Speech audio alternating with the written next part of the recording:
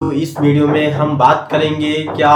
तो इस वीडियो में हम जानेंगे जो बेनिफिट्स ऑफ इलेक्ट्रोथेरेपी इक्विपमेंट्स। तो इस वीडियो में हम बात करने जा रहा है बेनिफिट्स ऑफ इलेक्ट्रोथेरेपी इक्विपमेंट्स। हम जो फिजियोथेरेपी में इलेक्ट्रोथेरेपी इलेक्ट्रिकल इक्विपमेंट्स का जो यूज करते हैं, इसका बेनिफिट क्या क्या हो सकते हैं। पिछले वीडियो में मैंने बात किया था इंट्रोडक्शन ऑफ इलेक्ट्रोथेरेपी, तो उसमें मैंने उसको 6 कैटेगरीज में बांटे थे, जिसमें से इलेक्ट्रिकल करंट्स था, डीप हीटिंग था, सुपरफिशियल हीटिंग था, उसके बाद लो फ्रीक्वेंसी करंट था, मिडिल फ्रीक्वेंसी करंट था एंड हाई फ्रीक्वेंसी करंट था। तो इसका बात किए थे, उसका बेनिफिट्स क्या होता है उसकी बात किए थे। तो वही जानने जा रहे हैं बेनिफिट्स ऑफ इलेक्ट्रोथेरेपी इक्विपमेंट्स। तो एक एक करके हम बात करेंगे इलेक्ट्रोथेरेपी इक्विपमेंट्स का बेनिफिट क्या क्या होते हैं। तो फर्स्ट बात करते हैं इलेक्ट्रोथेरेपी इक्विपमेंट्स में कोई भी इक्विपमेंट्स हो सकते हैं। मैंने यहाँ बात करा है उसका मेन मकसद क्या होता है, गोल क्या होता है। तो वो क्या करेगा, to relief from pain, to relief from pain. ये क्या करेगा, पेन से, दर्द से राहत देगा। दर्द से राहत कैसे देगा, या तो टेंडरनेस होगा, वहां पे क्या होगा, पेन जैसे ही करेगा तो क्या हो सकता है, टेंडरनेस हो सकता है, स्पाज्म हो सकता है, उसके बाद डीप टिश्यू स्पाज्म हो सकता है, उसके बाद और क्या हो सकता है, तो एक्यूट इन्फ्लामेशन पेन हो सकता है। तो अब ये सब कंडीशन जब रहेगा तो वहां पे क्या प्रोड्यूस होगा, पेन प्रोड्यूस होगा। तो पेन प्रोड्यूस होगा तो वहां पे हम कैसे उससे रिलीफ देंगे। तो यहाँ पे टेंडरनेस के लिए अल्ट्रासोनिक थेरेपी का यूज करते हैं, जिससे क्या होता है, साउंड वेव क्या होता है, जनरेट होता है।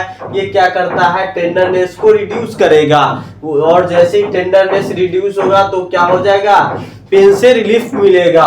उसके बाद क्या है, स्पाज्म। स्पाज्म के लिए मेनली यूज किया जाता है मॉइस्ट हीट थेरेपी। तो मॉइस्ट हीट थेरेपी यूज किया जाता है स्पाज्म के लिए। डीप टिश्यू स्पाज्म के लिए short wave diathermy, SWD, IFT इंटरफेरेंशियल therapy. उसके बाद MWD माइक्रोवेव डायथर्मी। तो ये सब का नाम आपने इलेक्ट्रोथेरेपी इक्विपमेंट्स का नाम सुना होगा। तो ये सब इक्विपमेंट्स जो होते हैं, ये सब क्या करते हैं, कहाँ पे कौन सा हम यूज करेंगे, तो ये सब सारा कुछ हम जानने वाले हैं इस वीडियो में। तो एक्यूट इन्फ्लामेशन के लिए हम क्या यूज करेंगे, तो इसके लिए हम क्रायोथेरेपी। क्रायोथेरेपी में क्या होता है, कोल्ड थेरेपी, जिसका दूसरा नाम क्या होता है, कोल्ड थेरेपी। तो कोल्ड थेरेपी दे करके हम एक्यूट इन्फ्लामेशन पेन को क्या करते हैं, रिड्यूस करते हैं एंड रिलीफ देते हैं पेन से। उसके बाद तो मैंने ये जान लिया है कि ये दर्द से राहत कैसे होगा। उसके बाद नेक्स्ट है टू रिलैक्स द मसल। अब मसल को रिलैक्स करने के लिए क्या हम करते हैं, क्या क्या अप्लाई करते हैं। तो मसल्स को रिलैक्स करने के लिए फर्स्ट आता है ट्रैक्शन।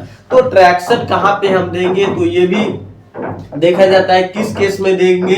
तो यहाँ पे हम बात करेंगे इलेक्ट्रिकल ट्रैक्शन, मैनुअल भी ट्रैक्शन होते हैं। तो यहाँ पे क्या है, ट्रैक्शन, जिसमें इलेक्ट्रिकल की बात करेंगे, manual technique design to reduce pressure on the affected vertebral disc. जो इफेक्टेड वर्टिब्रल डिस्क होता है उस पर क्या करता है, वो जो प्रेशर जो है, प्रेशर को क्या करता है, रिड्यूस करता है। तो वर्टिब्रल प्रेशर को रिड्यूस करने के लिए हम क्या यूज करते हैं, ट्रैक्शन। जो मैनुअली ट्रैक्शन होता है उससे हम वर्टिब्रल पर के कंप्रेशन, जो प्रेशर है उसको हम रिड्यूस करते हैं, जिससे क्या होता है, तो डेट्स आर काउजिंग पेन। जो क्या होता है, कारण किसका होता है, पेन का।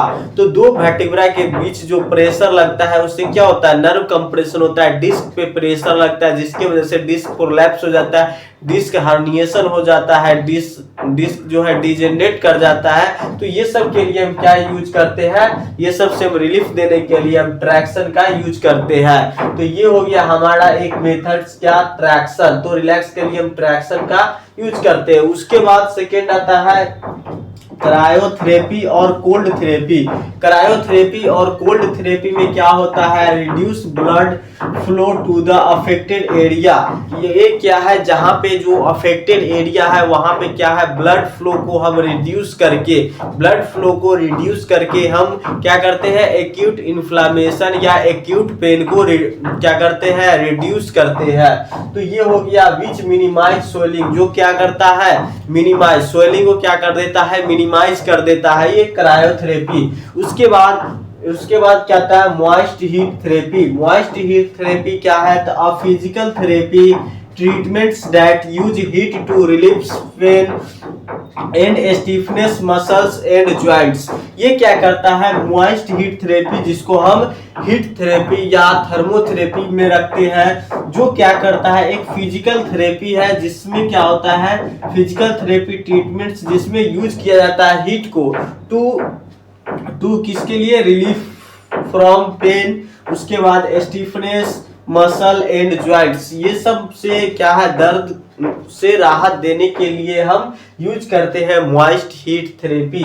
उसके बाद अब नेक्स्ट बात करते हैं थर्ड पॉइंट। तो थर्ड पॉइंट में बात करेंगे टू टोन द मसल। अब मसल को टोन को बढ़ाने के लिए, मसल में टोन को बढ़ाने के लिए हम क्या करते हैं, तो मसल का टोन अगर वीक है, बहुत कम है, तो क्या है टोन रिड्यूस कर गया है, तो उसको हम बढ़ाने के लिए हम यूज करते हैं इलेक्ट्रिकल मैसेज। इलेक्ट्रिकल मैसेज भेज करके नर्व में हम क्या करते हैं मसल के टोन को बढ़ाते हैं। जैसे कह सकते हैं equipments which provide strong muscle contraction. जो इक्विपमेंट्स होते हैं वो प्रोवाइड करते हैं स्ट्रॉन्ग मसल कॉन्ट्रैक्शन। जैसे कहे तो टेंस, जैसे tens TENS transcutaneous electrical nerve stimulation जो होते हैं ये हो गया। उसके बाद EMS इलेक्ट्रिकल मसल स्टिमुलेटर, उसके बाद IFT, ये सब जो होते हैं वो टोन को क्या करते हैं इंक्रीज करते हैं, तो टोन को मसल में बढ़ाते हैं। तो इसके लिए हम क्या यूज करते हैं, टोन के लिए हम यूज करेंगे EMS टेंस IFT, ये सब इक्विपमेंट्स हम यूज करते हैं। उसके बाद नेक्स्ट आता है टू स्ट्रेंथन द मसल। अब मसल्स में क्या है स्ट्रेंथ को बढ़ाने के लिए, मसल में स्ट्रेंथ कैसे कहेंगे, तो यहाँ पे mostly in nerve palsy and paralysis, जब पैरालिसिस के केस होते हैं तो उसका मसल का जो है स्ट्रेंथ बिल्कुल जो है वो रिड्यूस हो जाता है, बिल्कुल खत्म हो जाता है, या पार्शियल रूप से क्या होते हैं रिड्यूस होते हैं। तो उसमें क्या होता है मोस्टली देखा जाता है क्या, तो नर्व में पाल्सी हो जाना या पूरा पैरालाइज कर जाना, जिसमें हम यूज करते हैं इलेक्ट्रिकल मसल स्टिमुलेटर, जिसमें क्या करते हैं पैरालिसिस के केस में हम क्या यूज करेंगे, पार्शियल हो सकता है या कंप्लीट पैरालिसिस हो सकता है, उसमें हम यूज करते हैं EMS इलेक्ट्रिकल मसल स्टिमुलेटर, जिसका दो मोड होता है, जैसे IG होता है, SF होता है, गैल्वेनिक होता है और फेराडिक होता है। दो मोड पे ये क्या करता है EMS जो होता है वो वर्क करता है, एक मसल को स्टिमुलेट करता है और दूसरा क्या करता है नर्व को स्टिमुलेट करता है। तो ये आ जाएगा किसमें, 4 पॉइंट में to strain the muscle power. उसके बाद नेक्स्ट पॉइंट बात करते हैं 5th number, to improve nerve conduction. अब नर्व कंडक्शन बॉडी में क्या है बहुत सारे पेरिफेरल नर्व्स है, तो पेरिफेरल नर्व्स कंडक्शन को इम्प्रूव करने के लिए क्या यूज करते हैं, कंडक्शन को टेंस मशीन का यूज करते हैं। टेंस मशीन क्या करता है, वर्क करता है सुपरफिशियली जितने सारे नर्व्स होते हैं वो उसके लिए हम क्या यूज करते हैं, टेंस मशीन का हम यूज करते हैं। उसके बाद डीप के लिए हम यूज करते हैं EMS इलेक्ट्रिकल मसल स्टिमुलेटर, तो इसका हम यूज करते हैं किसके लिए, तो टू इम्प्रूव नर्व कंडक्शन। तो नर्व कंडक्शन के इंप्रूवमेंट के लिए हम क्या यूज करेंगे, टेंस करेंगे और EMS का हम यूज करेंगे। उसके बाद फिर नेक्स्ट अगला टॉपिक क्या है, तो अगला पॉइंट है to improve sensory and motor control. और बॉडी के सेंसरी और मोटर कंट्रोल को इम्प्रूव करने के लिए हम क्या करेंगे, तो इसके लिए हम इम्प्रूव करेंगे इट इज मैसेज बाय क्या है, बाय मैकेनिकल ये क्या है, तो क्या है किसके द्वारा ये किया जाएगा, तो ये मैकेनिकल के द्वारा ये किया जाएगा। मोटर एंड सेंसरी इंप्रूवमेंट जो है ये किसके लिए किया जाता है, तो वेट बाय द वेट, जैसे हम कह सकते हैं मैकेनिकल के रूप में by the weight, theraband and overhead pulley and dumbbells. तो ये सब जो होते हैं इसके द्वारा हम मोटर एंड सेंसरी इंप्रूवमेंट करते हैं। तो उसके बाद आता है एज वेल एज इलेक्ट्रिकल, और इसमें क्या है, तो सेंसरी और मोटर को कंट्रोल्स को हम इम्प्रूवमेंट करने के लिए हम क्या यूज करते हैं, तो एज वेल एज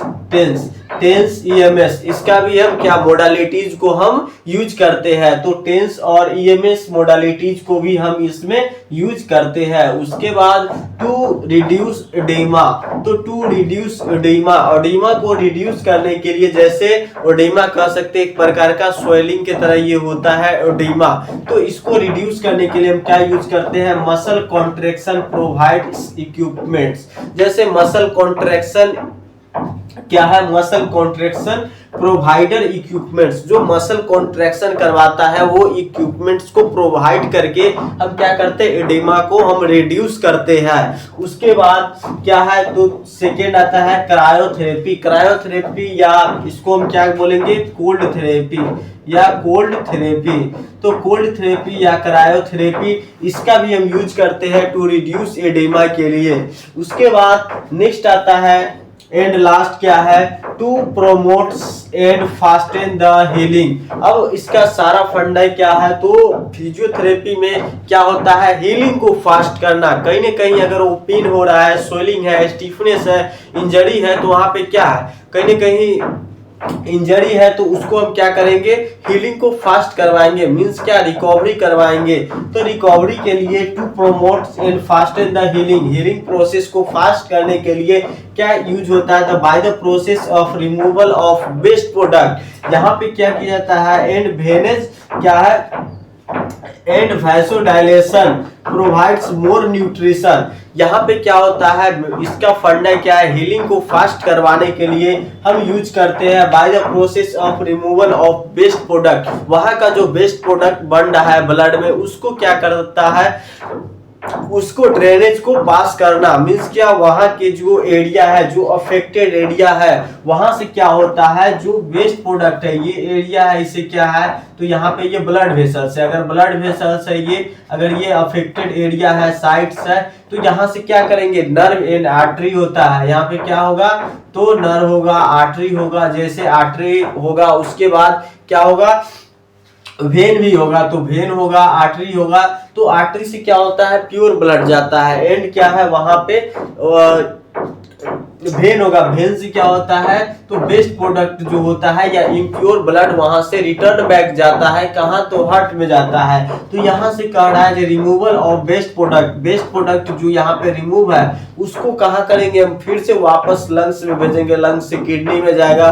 तो वैसे करके वेस्ट प्रोडक्ट को रिमूव करना और वहां पे न्यू ब्लड का फॉर्मेशन करना। तो ये सब कैसे होगा, तो वेसल को डायलेट करके, जब वेसल डायलेट होगा, वैजो डायलेशन होगा, तो वैजो डायलेशन के द्वारा, जैसी वेसल्स मतलब क्या, नली क्या है, ओपन होगा, बड़ा सा होगा, तो वहां से ऑटोमेटिक कोई भी चीज पास करेगा।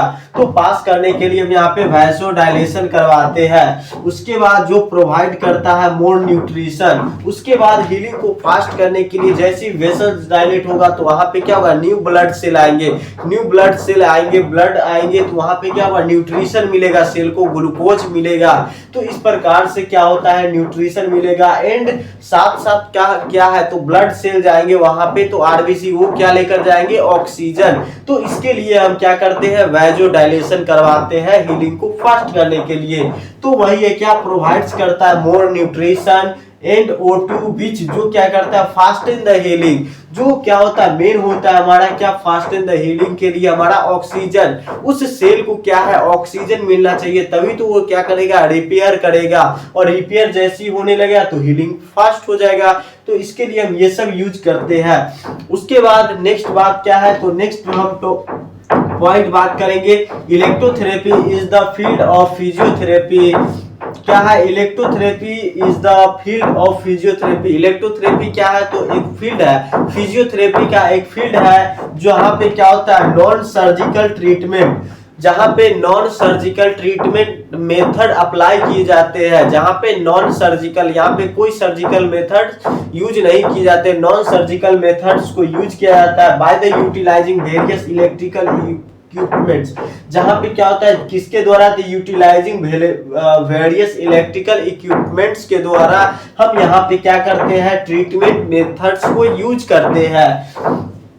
उसके बाद एज पर द असेसमेंट कहा क्या होता है, एज पर द असेसमेंट, जब असेसमेंट करके एड नीड ऑफ पेशेंट, और पेशेंट करके असेसमेंट करते हैं, फिजियोथेरेपिस्ट जो होते हैं वो असेसमेंट करते हैं, अगर पेशेंट को नीड होता है, अगर इक्विपमेंट्स को, फिजियोथेरेपी इक्विपमेंट्स, इलेक्ट्रिकल इक्विपमेंट्स की जब उसका क्या है नीड होते हैं तो क्या है यूज किए जाते हैं। तो जैसे पेशेंट का नीड होगा तो इलेक्ट्रोथेरेपी इक्विपमेंट्स यूज किए जाएंगे, अप्लाई किए जाएंगे। उसके बाद नेक्स्ट क्या है, तो electrical equipments uses in physiotherapy, electrotherapy equipments use किए जाते हैं फिजियोथेरेपी में, लेकिन क्या है आगे, तो it safe for the patient, ये क्या है सेफ है, पेशेंट के लिए सेफ है, but sometimes it is a contraindication, but sometimes it is a contraindication, मतलब क्या है कुछ समय ये क्या होता है पेशेंट पे कंट्राइंडिकेशन के रूप में वर्क करता है। मींस क्या, पेशेंट को मतलब हानि पहुंचाने के रूप में भी ये वर्क करता है। तो कंट्राइंडिकेशन और producing severe harm to the patient, जो क्या करता है सीवियर हार्म प्रोड्यूस करता है, सीवियर हार्म पेशेंट को प्रोड्यूस करता है। जैसे क्या तुम कर सकते हैं इलेक्ट्रोथेरेपी, जहां पे क्या है हॉट थेरेपी, हीट थेरेपी देना चाहिए वहां पे हम कोल्ड थेरेपी दे देंगे, या जहां पे हम मुझे क्या कोल्ड थेरेपी देना चाहिए वहां पे हम वैसोडाइलेशन हीट थेरेपी दे करके करवा देंगे। कहीं पे क्या है इलेक्ट्रोथेरेपी इक्विपमेंट्स का जैसे टेंस है, ईएमएस है, इसका इंटेंसिटी बढ़ा देंगे तो यहाँ पे क्या होगा उसका स्किन बर्न कर सकता है। तो इसमें भी क्या होते हैं कहीं ना कहीं इसका इंडिकेशन एंड कंट्रा इंडिकेशन है इलेक्ट्रोथेरेपी इक्विपमेंट्स का। तो आई होप कि ये वीडियो आप लोग को अच्छे से समझ में आया होगा। फिर हम नेक्स्ट वीडियो में नेक्स्ट टॉपिक पे बात करेंगे।